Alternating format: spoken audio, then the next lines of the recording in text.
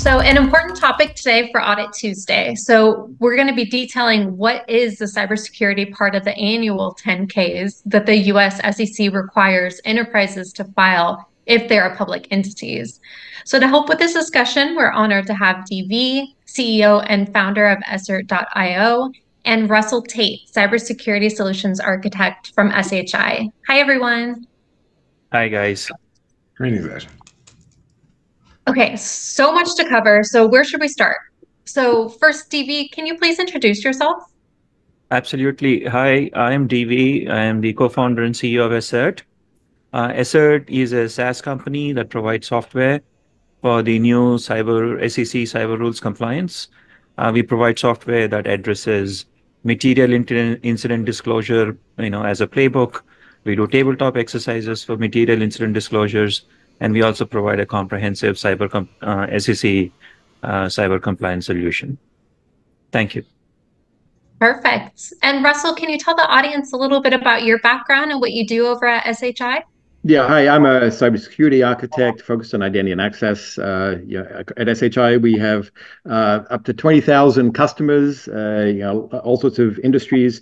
I've worked in lots of different verticals in healthcare, banking, transport, manufacturing, biotech. Got multiple ISACA and privacy certifications, and just very focused on identity and access as a business enabler. Okay, so Garrett, why don't you set up what we're discussing today? Yeah, so the SEC had a big announcement in 2024 called the final ruling, and DV will go into this more, and Russell will take the role of why it matters. Okay, that's how we're gonna talk of this today. But the ruling in 2024 said, hey, companies, we're being hacked. And SolarWinds, I think, really did shake up the world, y'all, and we'll talk about that. It says we're being hacked. The confidence in the reports, and that's what the SEC cares about. That confidence in the reports is being threatened by cyber practices being faulty, and then the hackers making a mockery of those reports. Okay, so they said, we're going to have you, the companies who are publicly filing, we're going to have you actually have to take those seriously. And that's what we're going to detail today. What has to be in those 10Ks, and we'll also talk about what has to be in those 8Ks when a material incident occurs. So that's what we're going to be talking. So DV, let's start with you. So how is the 10K reporting requirement by the SEC in this ruling different than what's been required in the past? Thank you, Ashley. Thank you, Garrett. Let me share my screen so we can kind of look at it in a very quick way.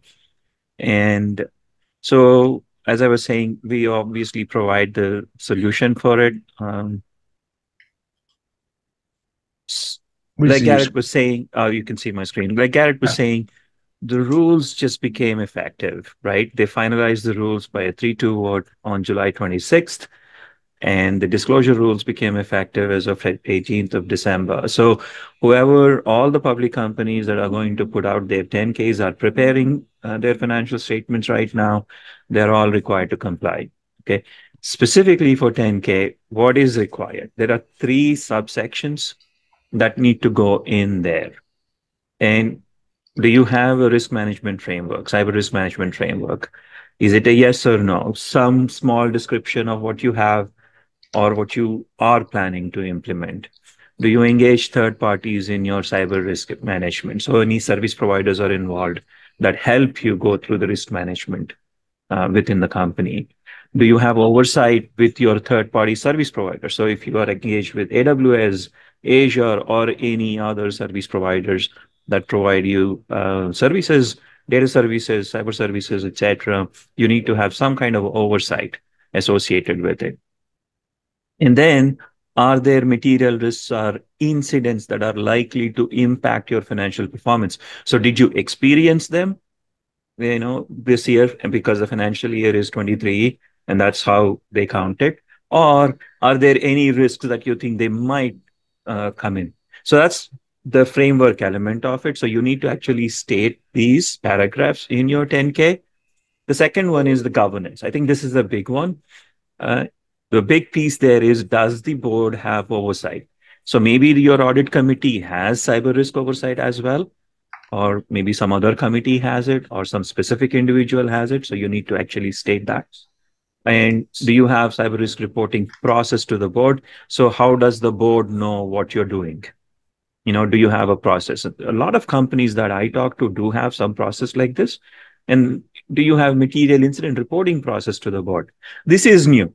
So the concept of material incidents and what is material, what is considered material, this is a new process. So that is potentially something that you may already have in place, but that you need to include that. And the third section is specifically about managing. Does your management team manage your cyber risks, right? Do you have a way to, some kind of SOC, some kind of way to monitor, manage, remediate risks? Do you have that? You need to state that. Do you have a specific designated person to oversee all of this work? And that person in the org structure, how does that person report back the cyber risk to the board? So I think it can't get any more specific than this from the perspective of how the 10Ks disclosures work. So these are the 10 requirements that you need to actually plug in, right? That's where I'm going to leave this at, and then, give it back to you. That was really helpful, DV. That's a good setup for the rest of the call. Thanks. Perfect. So, Russell, it sounds like the information required is now more detailed as opposed to the traditional safe harbor type reports in the past. Is this correct? Yeah, so this is part of a trend, though, and I think I want to emphasize, say we've got thousands of customers. I've dealt with all sorts of customers over the last few decades. This is a direction that things are going, like the early days of HIPAA, where, hey, no one was fined, and suddenly you have to do it. Now more people get fined, and it gets more severe. The industry, any of the industries have not been self-regulating in this area, right? So now the government's finally stepping in and say, guys, pay attention here. This is what has to happen. Now, the SEC is one, but the FTC has been more active lately. There are the NYDFS, there's the New York Attorney General. All these people, cyber insurance companies, are all saying, hey, what is it you've got done? And it's not enough. So step it up. So if you want to see what DV talked about, this is a minimum threshold. So this is standard best practices, things that used to be things you should do and now things that you must do. And if you want to complain to the feds or you want to lie to them or not do it, the consequences can be much more severe than they were before. But you can certainly argue someone like 23andMe, they're going to suffer out of the consequences of having 6 million records breached from brand value, legal implications, no matter what. It's not just, you can't just say, hey, I've satisfied the SEC requirements, so therefore I'm safe. Being PCI compliant does not mean you won't get breached. So people need to pay attention to this as an indicator of the direction things are going. New Jersey just today passed new privacy laws. All these things are going to keep on going the next 5-10 years. So, and this is not something you can just turn on with a switch. Oh, I'm suddenly compliant. You have to hire the people. You have to set up the communications with the board. The board can no longer say, we didn't know about that. It was Charlie's fault, right? So all these things have to be in place. So, DV, it sounds like the new SEC ruling wants real meat in the document, including names and roles and duties in relation to the cybersecurity practice, right? Yeah. So who is managing it? Is that person have the expertise to manage it, right? They're looking for depth of detail associated with that. And they're also looking to basically say, hey, what are you doing with respect to continued training of that individuals? So this is more like a process. You need to put processes in place. You need to put the right people in place, and you need to ensure that there is an assurance element going on. There is some kind of internal audits going on. So it's similar to what you do with Sarbanes-Oxley compliance also, right? This is kind of a typical process associated with it. Just imagine your SOX compliance for cyber risks, right? So kind of like a parallel, right? So that is the meat they are looking for. They're looking for holding people accountable. They're looking to hold whoever is signing that 10K is now has more responsibility with respect to cybersecurity. And that is the crux of this. And Russell, there's now a requirement to detail the cybersecurity framework in the 10K. What is this, and what exactly does this mean? Well, like DV was saying, if you're already doing reasonable security things, this is pretty easy. You write out who's in charge of it, what the reporting channels are. If you haven't done it before, suddenly this is a nightmare, right? And like DV said, the same with SOX. If you didn't have good processes in place, suddenly you have to turn the whole world upside down just because of this requirement for a signature. But if the board and the C-levels suddenly have to put their name to something, they want to make sure this person who's in charge is competent, that the tools are reasonable, that you're aware of NIST standards or whatever else it is. And the FTC, like I said, that's not involved with the SEC requirements, but the FTC recently jumped all over Drizzly, and this is part of Uber, like Uber Eats.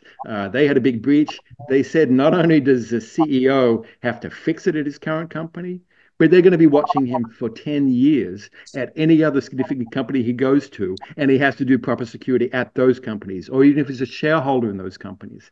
So, as DV said, accountability is the key thing here now, but at least you've got accountability with people who have authority. Right. So the problem is if you're accountable and you're the sysadmin, you say, well, I know we have to do a better job, but I don't have any budget. But now if you're the CFO or the CEO, and you know this could follow you around for 10 years, and you could get individually targeted, like SEC with SolarWinds, it changes the whole scope of it. So the requirements not complex, but for the companies who haven't done anything, they're going to have to do a lot of work. So, Garret, these frameworks are pretty explicit on best cyber practices. This is where identity governance comes in, right? Yeah, and I want to hand a special round of applause for DV leading off with those slides, saying straight out, this is what's mandated. The frameworks. First of all, what framework are you under? And this means enterprises have to sit down and go, all right, let's quantify what? And this is the big word, governance. How are we governing our IT? And we get in this discussion early on with our customers and our partners and just say, let's pause. IT is not governance. Governance is not IT. IT is the actions, and actions are great, right? It's delivery, it's permissions, it's etc. Governance is the oversight that says, oh, by the way, I allocated 1,000 people to the role of this data. I don't care if it's 23andMe, or I don't care if it's, Caesars and MGM. Who is governing that? Who is saying who has access to those tools? And when was that last confirmed? And when were those permissions last confirmed? And what is the process around giving those permissions and reviewing there? That's governance. And that's what's now being called out in all of these government regulations and guidances. And I think we'd be remiss not to mention that it seems to be a directed practice from all the government agencies that cybersecurity is important, and how they're mandating it is through the different arms. The SEC is just one of those arms. Russell keeps telling me this, Garret, it's just one arm. There's lots of these rules and regulations that are now saying, okay, y'all, we're taking these seriously. So to answer your question, Ashley, there's no question that governance is key now in the new SEC framework, in the 10K, and then it has to be quantified what your practice are and who is doing it. And governance and identity governance is part and parcel of that, as we'll see in this conversation. We talk about other events, but yes, 100%. DV, why do you think the SEC beefed up these rulings as they're now asking for quantification of people, policies, and practices? See, if you really go back and look at any previous 10Ks, right, it's not as if companies don't state cyber risks. Companies have a generic safe harbor statement, as Russell was talking about, right? Hey, we have cyber risk and we've done something about it, right? Now, SEC is now getting a little more detail, right? In the initial draft, they were more prescriptive. They wanted a lot of detail. But then with a lot of comments coming from the industry, they held back a little bit. But still, if you go back to what they were asking for, right? And say, the question is, do you have cyber risk management framework? And if you answer saying yes, you need to give a little more detailed explanation about it. What is it that you have? Or how do you have it? How are you implementing it? Are you implementing it in, with third parties? What kind of third parties are you implementing that with? Because if you're saying we have a cyber risk management framework, we're doing it all internally, that's fine. But you need to have, if somebody knocks your door, you need to have some kind of evidence associated with it, that you would have your audit guys look at it and say, yes, they're stating it correctly. So now it's a question of checks and balances there, right? The checks and balances are, hey, I have a risk management framework, and your audit team external auditor is going to say, hey, show me, and they'll drill down in detail, and they will actually add that as part of their audit report, right? So now you can't lie about it. That's what it really comes down to. And Garret, wasn't the 10K cited in the SEC complaint against SolarWinds? Yeah, we had a lot of good discussions in prep for this around what was actually cited. And we had an amazing on a Tuesday with Peter Schovacker on this a couple of weeks ago.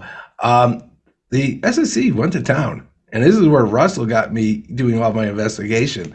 They say, well, there's one thing to write a rule. It's another thing to enforce it. And, what the government seems to do is go out and find someone and say, hey, they lied to us. We're going to make a case. So the SEC, in their claim, and it's public, so I'm not, in the world, they said, we didn't like what you wrote.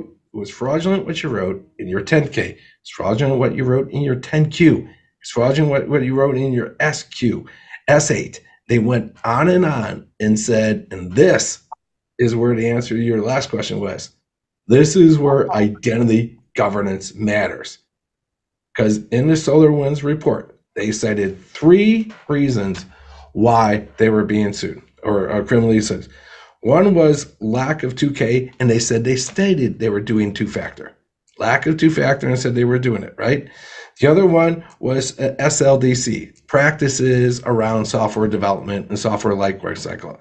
The third was straight out stated in the 10K in the other documents that they were practicing the principle of least privilege, which Russell can go on for years, right? Because I've been working with Russell and I for years. So practice of least principle says, hey, we're not only going into how we're giving roles, but we're governing it. We're removing people when they leave. We're removing roles when they change roles. We're actually checking on this. And that's where this 10K comes in. They're not saying, okay, list out all the people that you removed, list out all the roles. What they're saying, and this is my discussions with DV, they're saying, okay, what's the framework you are stated that you're under? Okay, great. They list out principle of least privilege. Okay, then what are your practices? How are you doing it? Give me a high level. Tell me how you're doing principle of least privilege. And that's to be blunt, work products like YouAttest are listed. Say straight out, we have a practice to review our identities, and we review our identities in this manner, using this fashion. And it's a practice that is repeated and repeatable. And that has to be documented. And that's where, to wrap up my little rant here, that's where the SolarWinds came in and saying, okay, you're great. You're saying you're doing PLLP. They didn't have evidence that they actually were. And Russell, doesn't the 10K require info on security and hack prevention, just like the SolarWinds hack?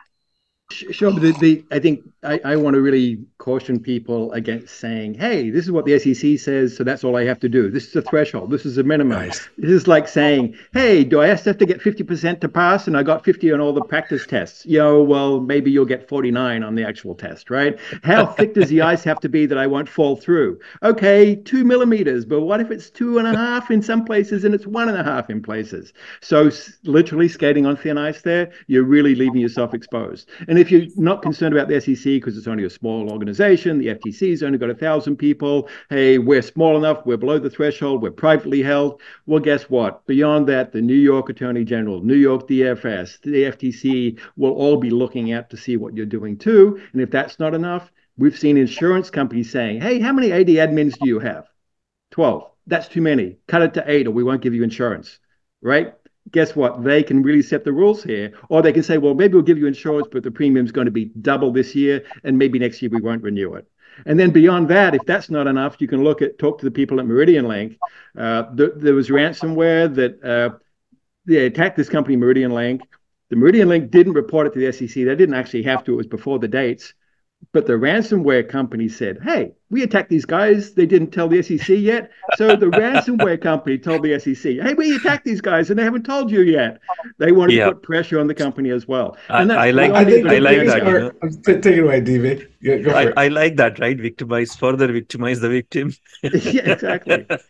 So I think the biggest part of what you just said is you literally called the ransomware company. Because they are an enterprise, right? I don't know if they file 10Ks or 8Ks or whatever, but they are an enterprise. They are organized. They do have affiliates. They are associated, and they did basically turn over their evidence over to the SEC. Yeah. And just one more point there. It's a risk management thing. So you can't say to the hackers, hey, we satisfied all the 10K requirements. You can't attack us, right?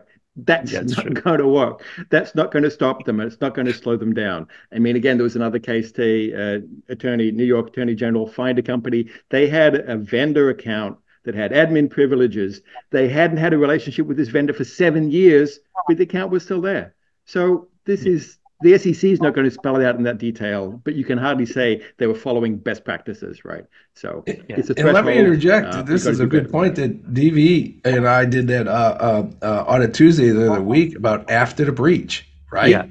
Because after the breach, one, in DV's world, the issue, you have to detail what happened, and then your mitigation, what you have to mitigate, right? In the YouAttest world, we have to say, okay, what are the roles? What are the roles on that thing? Okay, what permissions? Let's do an access discovery on all those roles, and let's execute on that.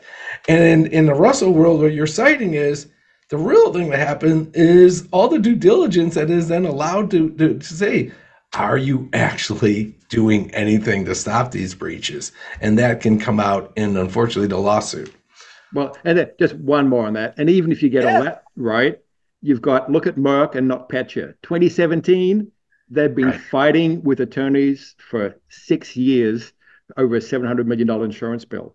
So, because insurance companies said, oh, it's an act of war. The Russians were attacking Merck. No, there wasn't a war on, right? But this is 7 years of legal bills. How much does that cost, right?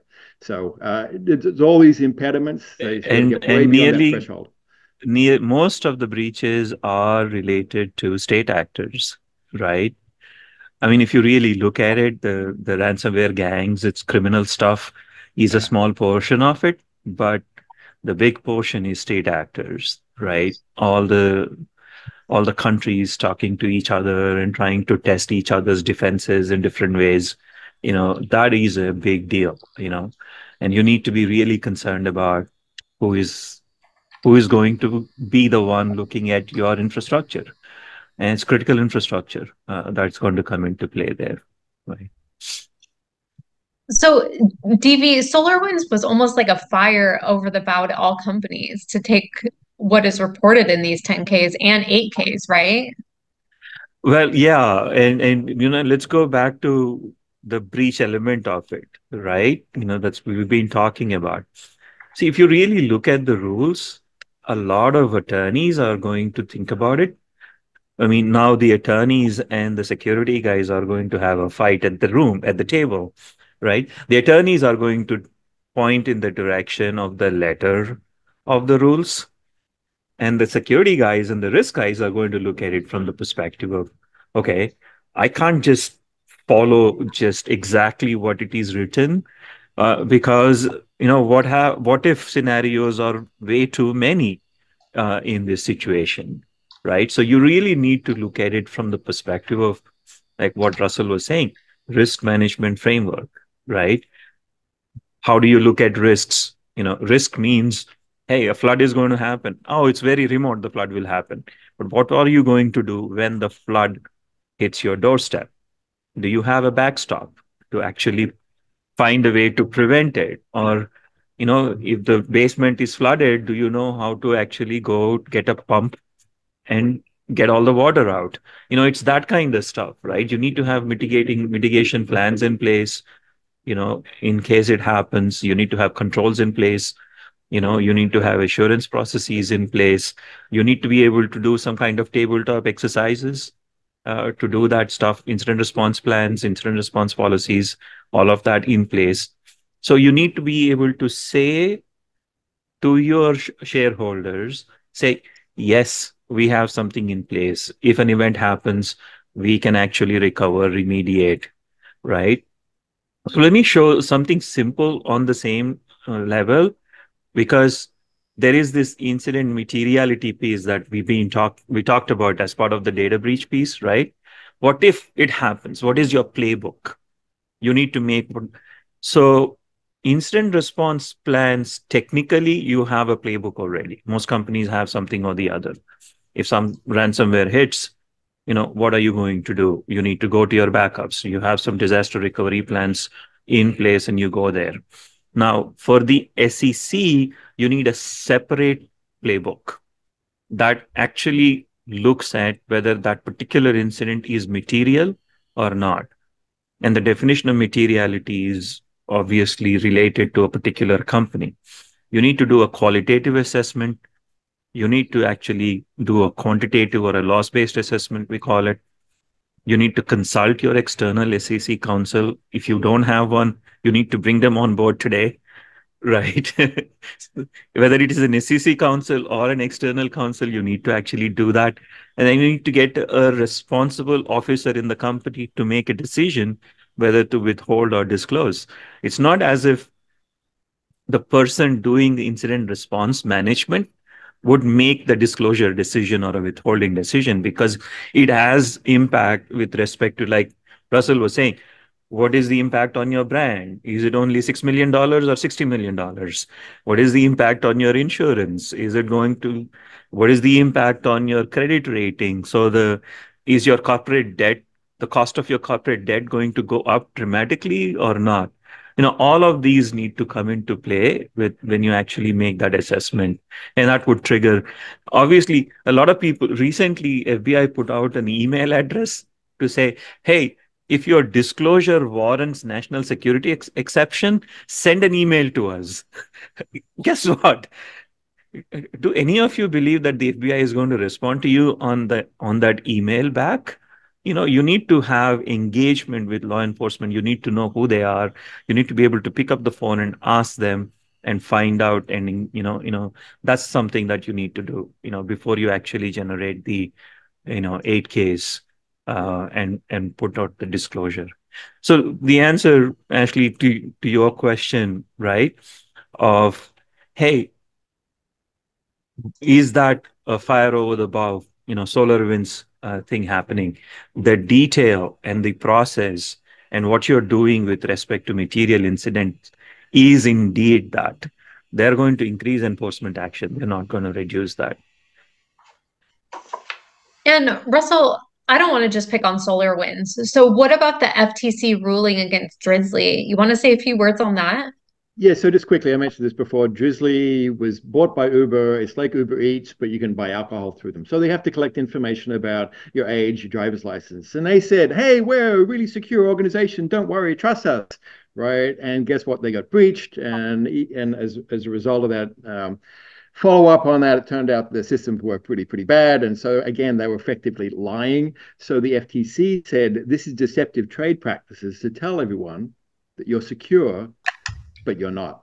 And similar things happen with SolarWinds, right? But the FTC, it was different sort of enforcement. And again, there are going to be different agencies who do these enforcements in different jurisdictions. But the point is, you've got to think about the bigger picture. The breach is still the problem. Can you avoid it? If you can't avoid it, you've got to be ready to respond, like DV was saying. And I think also the other thing is that these things are getting more complex as we have other changes. AI is going to change. Ransomware will get better. Vulnerabilities will get better. People finding them. HPE just said they're buying another networking company. Cisco bought Splunk.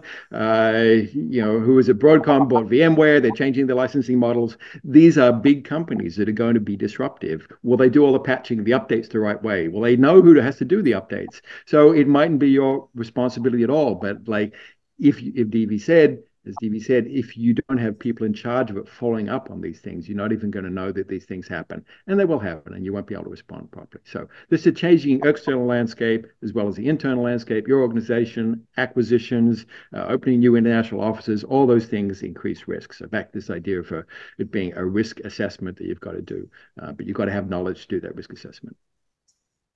And Garret, why don't you tell us how is YouAttest essential for both security and compliance around identities? Let me see if I can be as seamless as DV was. Do you see my screen? That was good. That was really good.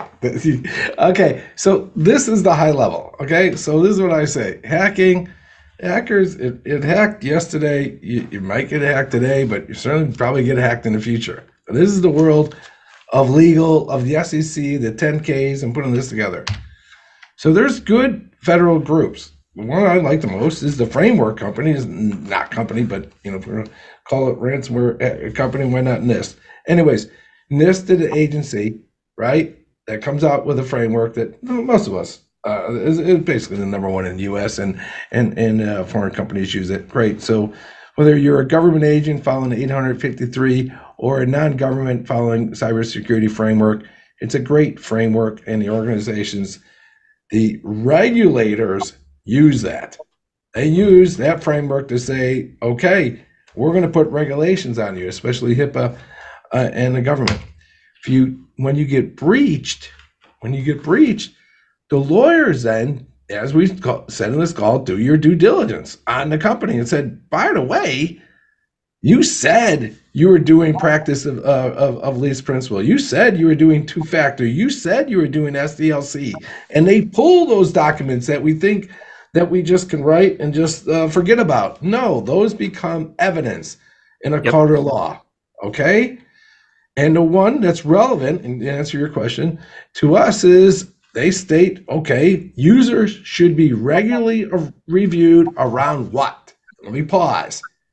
Around access to sensitive data. It is your responsibility as a company to determine what your sensitive data is, map it to PII, PHI, CUI. That's why we have experts out there help you do that, okay?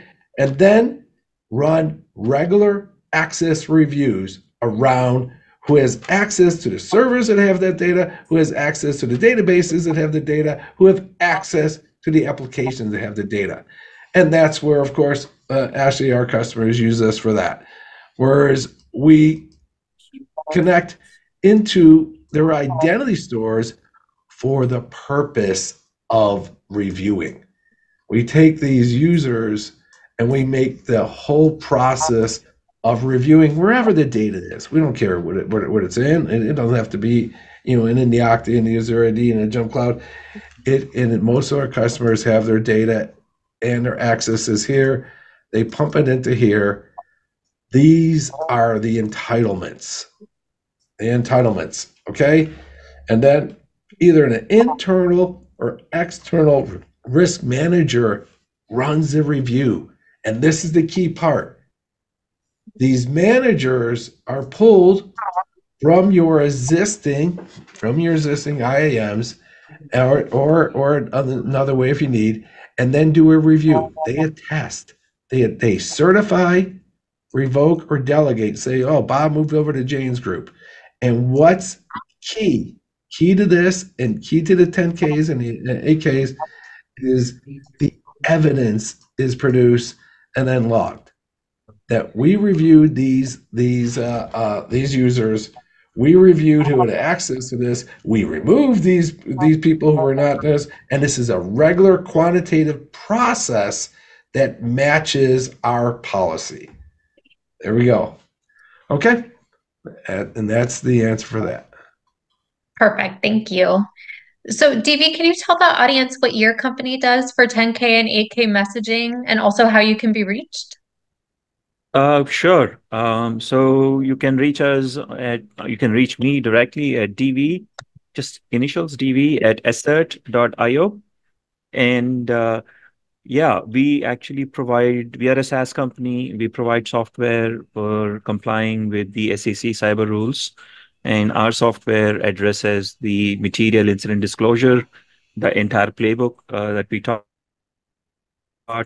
and we also provide a complete compliance solution for the SEC itself, including the risk assurance audits, as well as risk registry, cyber risk registry, and things like that as well.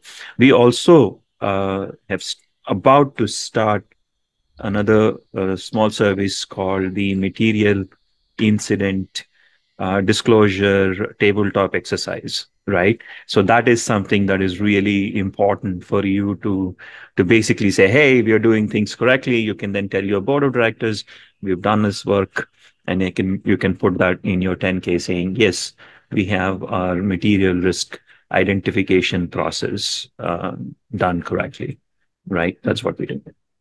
Awesome. Sounds great. So Russell, can you tell the audience how to reach you over at SHI? Sure. Well, just quickly, if you don't know who SHI is, we're a little $15 billion a year software services hardware company, been around for almost 40 years.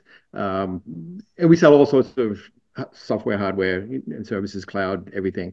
But as part of that, we have an identity and access practice. So I'm involved with that group. And I'm just Russell underscore Tait, Tait at shi.com. So if you want to ping me, I can, if I can't help you with the things, I can direct you to other people within our team who might be able to. Perfect. And we at YouAttest can be reached at youattest.com, or of course, just write us at info@youattest.com. Thank you both for being here. We really appreciate it. Hey, do we have questions coming in? I haven't seen any. Garret, have you seen any questions? We have any questions out there, dear audience? We're here. Lots of requests for slides. Yeah, lots of requests for slides. They like their slides. Okay, we'll get those slides or so. I have a question for you, DV. Okay. Sure. So this is what someone proposed to me when I was talking about this webinar. How do you see the relationship between the 10Ks, what they document in the 10Ks, and then the material breach occurs in the 8Ks, right? Okay, yeah. It's a big question, right? So, so that everybody understands this, we are testing new waters in this, right? This is brand new. Nobody has any best practice or process, etc. The only thing you can refer back to is your SOX compliance and associated things that you have done as part of your SOX. So when SOX was out in the 2000s, right, early 2000s, there was a lot of confusion on how you go about implementing it, what you need to do as your process, and kind of settle down after a particular process point of time. So now the relationship with 10Ks and 8Ks is very simple. The 10Ks and the 10Qs are the quarterly annual statements that you put out. Right. Sometimes in your 10Qs, you can take the cyber disclosures and plug them in there just to give a more comprehensive picture for your shareholders. But you're required to actually give that comprehensive picture that we just talked about with the requirements on risk management framework, your management role in managing the risk itself, and the governance. Those three sections are a requirement for sure. Now, if you see the underlying, they basically say, now you're making financial disclosures. Have there been any material incidents in the past year? And what is the impact of those incidents on your financial statements or operations? State them. Right? So it's kind of like I used to play cricket, and it's like a googly in a way of speaking. It's kind of a backhand way of asking you to tell everybody what problems you had and what is the impact of those problems on your financial statements and operations, right? And in the same sentence, they ask for material risks. So incidents and risks. So you need to think about incidents or what has actually happened. Risks are what you might think might happen, and that might have impact on your results, right? So two different things. So which only tells me that the next 10K that comes, if you're making any 8K disclosures next quarter or the quarter after that, et cetera, you need to kind of consolidate the impact of all of those incidents on the financial statements and your operations. So you need to have some kind of process in place to be able to measure those material impacts, as a result of the cyber incidents that would have. If you had a ransomware hit, and if you lost a few customers as a result of ransomware, you should be able to state that impact of your financial statements. So the kind of relationship works like that. Nice. Perfect. And Russell, I have a question for you. It says you're in the practice, you're in the field, you're talking to these customers.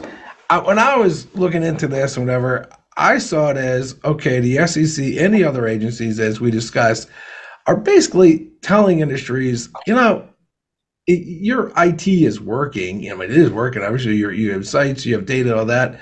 But in most cases, governance is lacking, and governance is behind.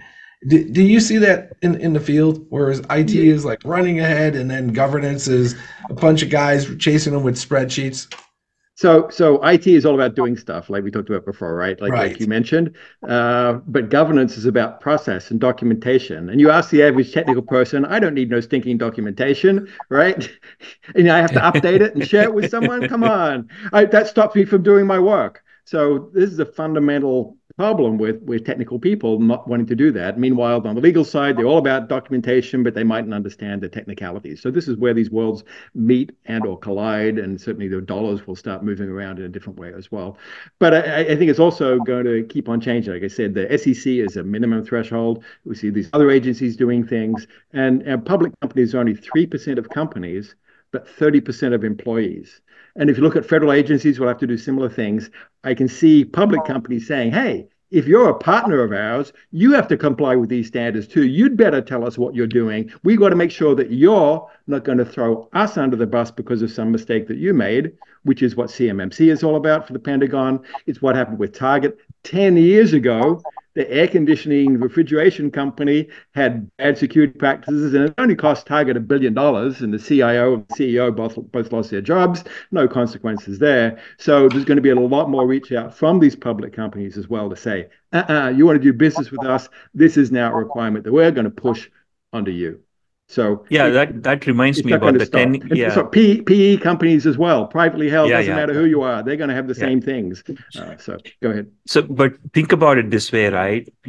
Public companies coming out with their 10Ks, they're basically saying, oh, we addressed and we are aware of our vendor risks. Now, it's in a way of stating that, right? So now there's a backstop. Where is the backstop? So what have you done with respect to vendor risk management? What have you done with respect to ensuring that their problems are not going to materially impact you?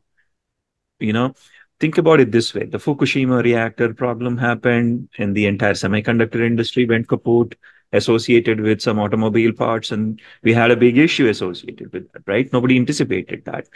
Okay. Now it's similar, right? Supply chain issues are coming in, and supply chain issues sometimes become material issues, because if you can't ship product, you can't sell product that has an impact on your financial statements and revenues. If the impact is the guidance typically that your accountants and your risk professionals give you is materiality is anywhere in the tune of 5%. Now, we can all debate about 5% of what, right? If you lose one customer who is going to give you 5% of revenue, that is hugely material. You need to state that, right? If you're losing, similarly, if you can't ship product, you have no revenue, and revenue is, whether it is 5% impact, 2% impact, 3% impact, that has potentially a 5% impact on your income statement, the net income, right? And your profits. So you need to figure out what is your consideration of materiality, for example, in this case. So it does have impact across partners, across supply chain, So as a result, all the other companies also need to figure out how to actually. Now the DPAs will change. The data processing agreements, when privacy laws came in, all the vendors are required to sign those DPAs. Now vendors are going to sign requirements with respect to material incidents or some kind of cyber incident reporting amendments, right? Well, I think, DV, the other thing with that is, though, there's a precision question here. If you say material is 5%, But what's the error band on that? Is it plus or minus 5%? We don't know. So suddenly I say, oh no, it's insignificant, but it actually was, it was only one customer, but no, it was actually two customers, and they each represented 4% of your business. Now it's 8%. Yeah, between yeah. them. We're So also this threshold thing you have to be really careful about. Yeah, and you mentioned something about 10 years ago something happened. Target. Right? Now, December 23 is a time window with material disclosures and your new 10K is coming in. Now, 5 years from now, somebody can look back on this time and say, from that day onwards, you did not do, there was no transparency in your reporting. There was no accountability or governance structure in your reporting, right? You could go back and start lawsuits. Well, and some of this even, I mean, there've been cases of this before when Yahoo got bought by, was it AT&T? They had an undisclosed breach. They finally disclosed it, and it took $500 million off the acquisition value, right? So these things can be significant, and that's because they hadn't disclosed it, right? So, right.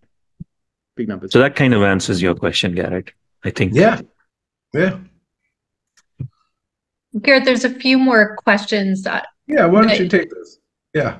If you can ask. Okay, let's see. So we've got how are traditional security vendors addressing the SEC ruling, and what additional pressure does the ruling pose on them?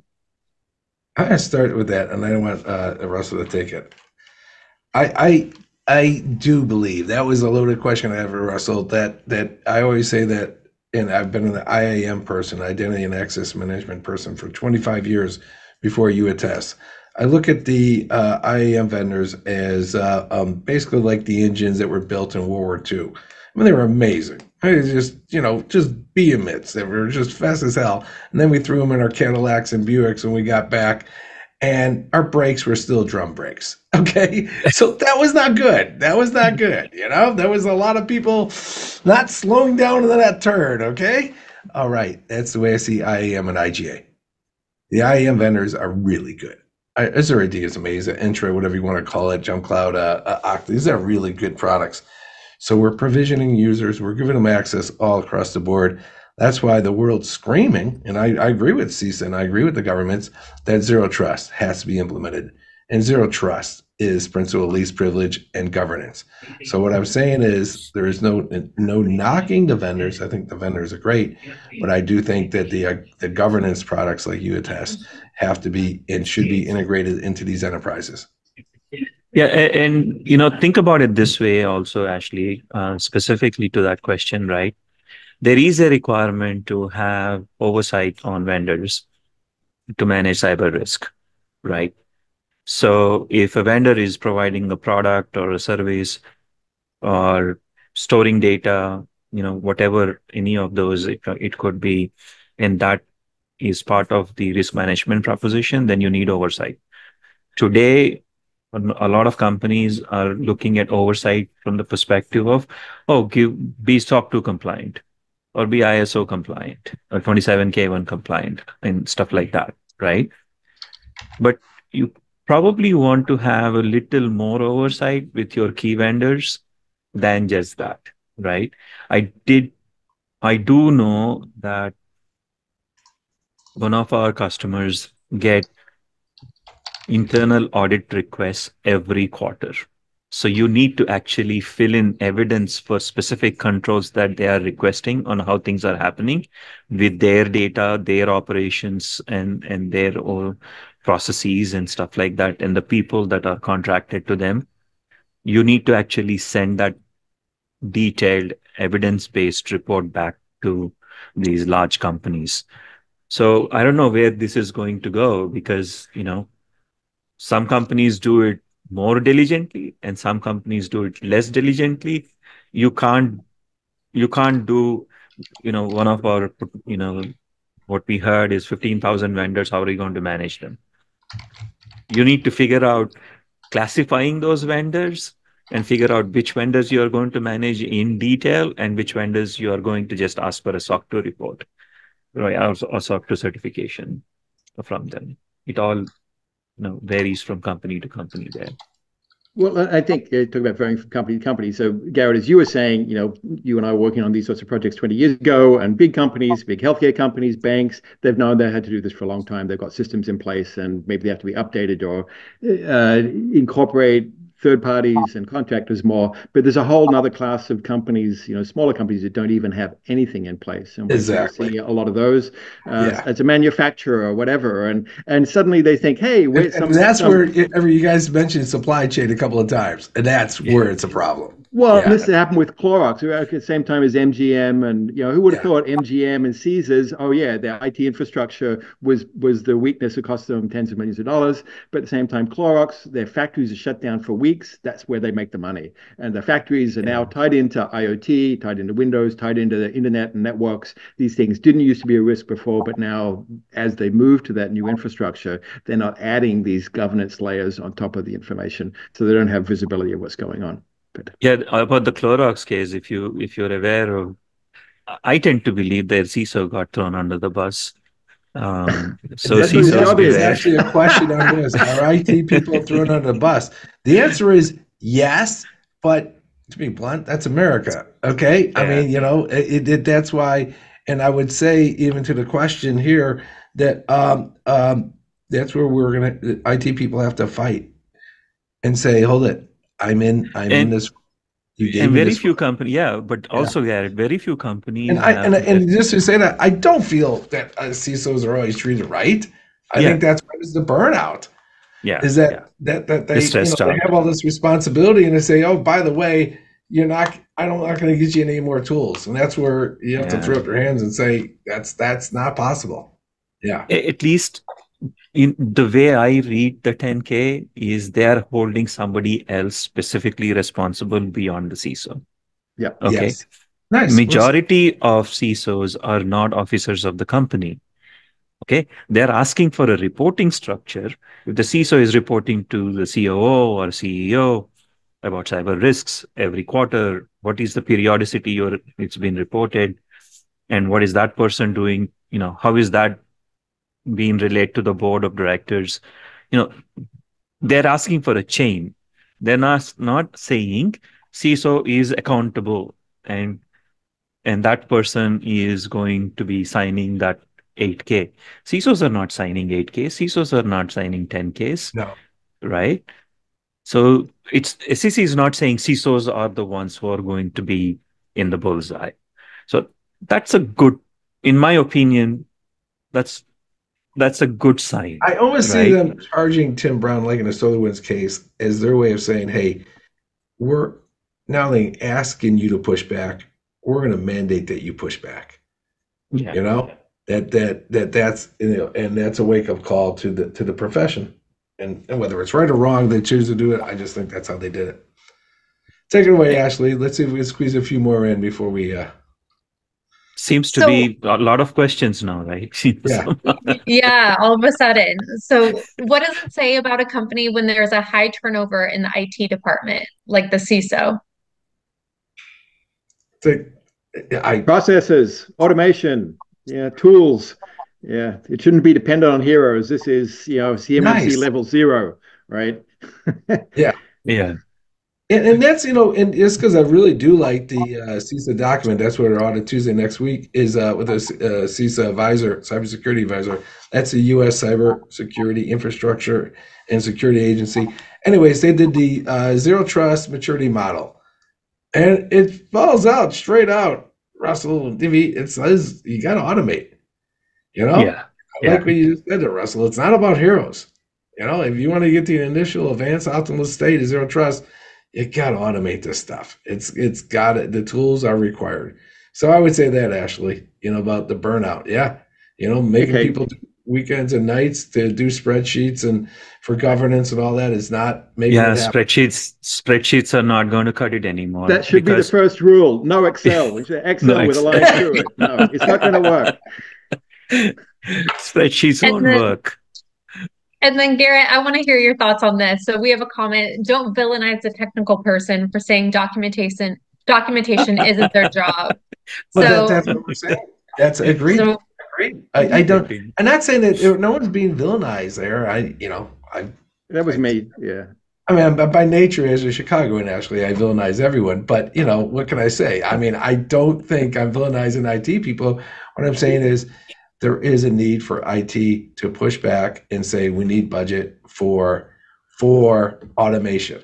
And there was a report I posted this week that said there was a report by Alliance Venture Capital that said that they see an SEC, because of the SEC and other events, they see a 14% increase in cybersecurity. Let's see if that happens. Okay, let's see if, you know, the phones are ringing to Russell and then he's directing them in the right way to the right products and services. But look, I just quickly, I think, you know, not to get hung up on documentation and process, but it can be simple, and it can be as simple as, hey, Boeing, did you tighten the bolts on that thing that's meant to hold the door in? You know, the bolt design presumably That's a good governance one. That's a good governance. Who did that? And guess what? Fast foods do that. There's a piece of paper on the back of the door, last cleaned by Charlie at 9 o'clock, right? That can be your process control. Who's accountable? RACI diagrams. This doesn't have to be. Yeah, I'm glad someone checked the laboratory. But did anyone check the bolts? There you go.